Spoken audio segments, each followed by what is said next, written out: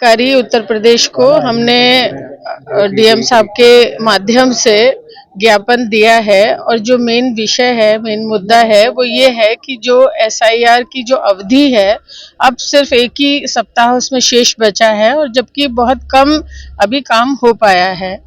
जो भी लापरवाहियां हैं वो अलग बिंदु हैं, लेकिन उसमें जो मिलने का मकसद है वो ये है कि इस समय अवधि को बढ़ाया जाए, कम से कम 3 महीने का समय लोगों को अपने वोट दुरुस्त कराने का इस एसआईआर की अवधि बढ़ा दी जाए। यही मांग हमारे राष्ट्रीय अध्यक्ष अखिलेश यादव जी भी कर रहे हैं और इसी मांग को हम अपने जनपद में भी डीएम साहब के जरिए से मुख्य चुनाव अधिकारी को देना चाहते हैं।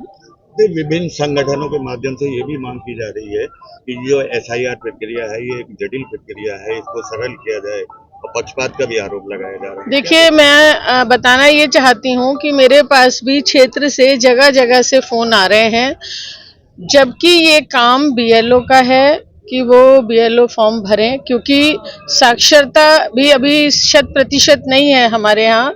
कई लोग स्वयं अपना फॉर्म नहीं भर सकते हैं और जिम्मेदारी बीएलओ की है कि वो फार्म को भरे और जमा करे, लेकिन कहीं तो बीएलओ ही फोन नहीं उठा रहे, कहीं बीएलओ आ नहीं रहे, कहीं एक साथ ही पूरे गांव के पूरे मोहल्ले के फॉर्म दे के चले जा रहे हैं। तरह तरह की लापरवाही बरती जा रही है। कई बहुत स्लो काम कर रहे हैं, जो कि एक सप्ताह में इस कार्य को पूर्ण होना मुश्किल है।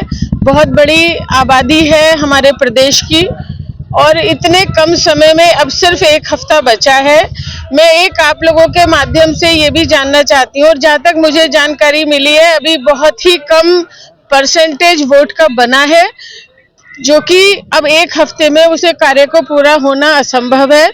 तो और जब हिंदुस्तान के हर नागरिक का अधिकार है डेमोक्रेसी में कोई भी वोट से वंचित ना रहे, जब वोट बनेगा तभी तो वोट डालेगा वोटर, तो इसमें समय अवधि बढ़ाना मेन बात है। और ये भी कहना चाहते हैं कि इसी व्यवस्था को दुरुस्त भी किया जाए। जैसे बीएलओ कहीं सुस्त काम कर रहे हैं, कहीं पर ये कह रहे हैं कि आपके दादा दादी, नाना नानी या माता पिता का जो परिचय है वो नहीं चलेगा। तो तरह तरह की बहुत धीरे धीरे काम कर